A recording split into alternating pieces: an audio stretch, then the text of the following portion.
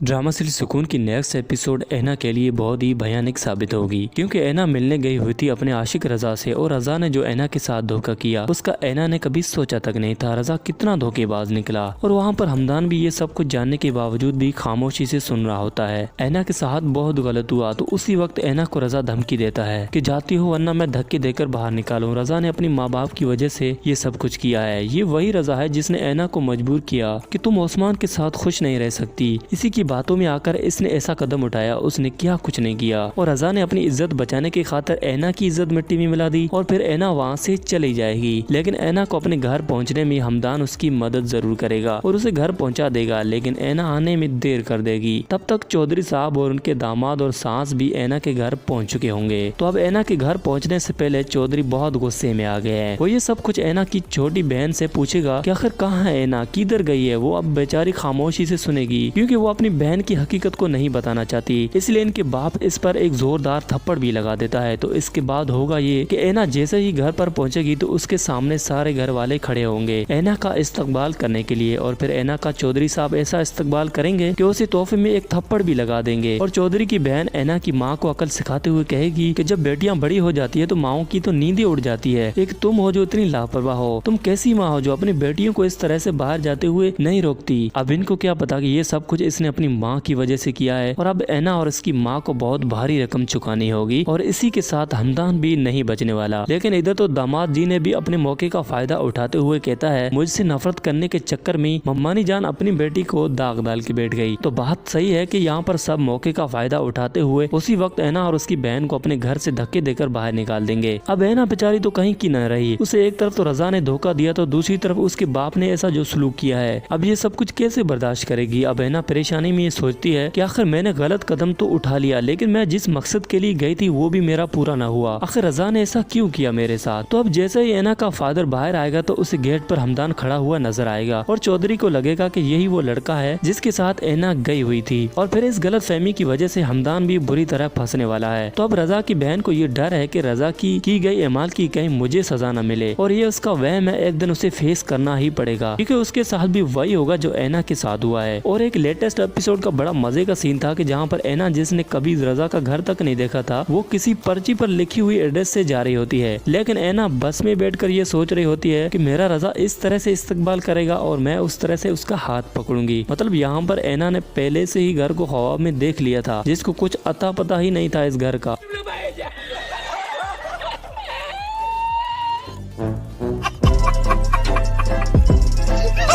तो कुछ सेंस नहीं बनती इस तरह के सीन देखकर। वैसे आपको कितनी खुशी है ये सुन करके।